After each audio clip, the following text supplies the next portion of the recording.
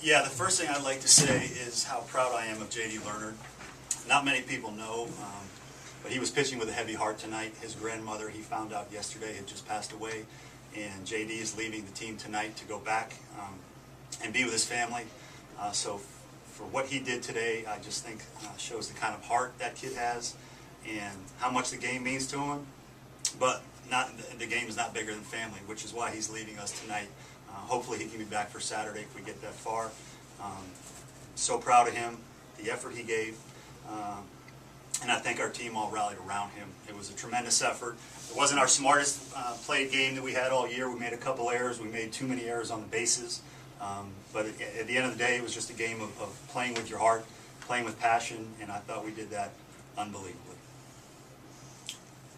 Mark, Indiana State takes the lead, and then your team responds immediately, never giving them a chance to really get comfortable, and Rodriguez never seemed comfortable on the mound to begin with. Just talk about how important it was to punch right back. Yeah, that's something we stress all the time. When you give up the 3 runs that we did, it's important to try to grab that momentum back. Baseball has a lot of swings, a lot of ebb and flow, and so it's important that when the momentum jumped to their dugout there, that we did something to get it back. And to be able to score 5 runs after they scored 3, I thought was tremendous. It got us right back. It would have been easy to kind of lose our confidence a little bit at that point, but to be able to answer back with the quality of bats that we had, that was one of the keys to the game.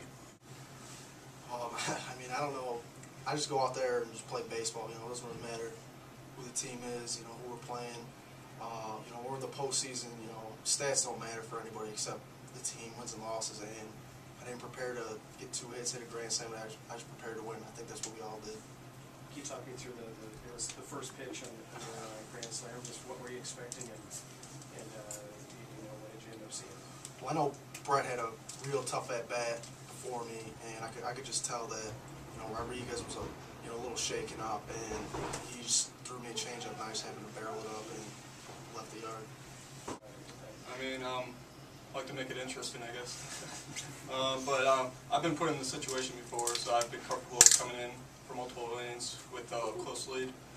So worked out of the jam, and when I came in, and then the offense got some runs for us, and I was able to finish it up. Can you talk about your delivery a little bit? It looked like, I haven't seen you much this season, but it looks like we changed it up a little bit, depending on, and maybe you can tell me, how do you determine which delivery you're going to go with, and how much of a difference is there in your secrets?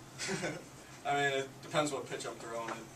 I have 2 different off speeds. One's over the top and one's down low, and then I'll throw a fastball up top or down low. It's just whatever pitch is called or whatever fastball I feel I want to throw. Do you get a sense of through the course of an at-bat that the hitters, getting them off balance, and maybe they might be better equipped to hit one delivery over the other? Is that something you and your catcher come you can tell what hitters are better adapt to which pitch. So we work well with Coach Mullen and Matt Marable with what pitch we're going to throw and in what situation. Kind of played out in a way a little almost the opposite of yesterday. So you wasn't able to take the lead, and Illinois State counter punch pretty quickly. Yeah.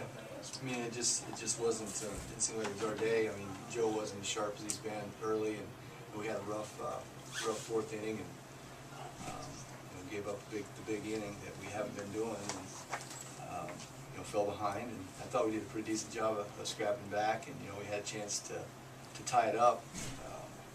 Runner at third and less than 2 outs, and we didn't get it done. We had a strikeout, but still felt comfortable that we had a chance to come back in the 9th. I felt good about the situation. I thought we were getting better at bats off Kenny Long than we did the first time we saw him at home, and we just needed to keep it close. And unfortunately, Joe was running out of gas, and our bullpen didn't do a very good job. And we really couldn't use Scotty Harlan. He hurt his arm a little bit yesterday against Creighton, which was disappointing. And we've had him in that role, all season long. He's been just awesome. And it was a day where we couldn't do a lot of the things that we wanted to do. Jeremy Lucas got the flu last night and was throwing up all night and all day. So our starting catcher was banged, and one of our top hitters, and Robbie Orr beat up pretty bad with his wrist. And it just seemed like things kind of ran together today for us. And just basically I was just trying to do the best that I could. I felt fine. I felt fine. I was getting biggest thing that hurt me is,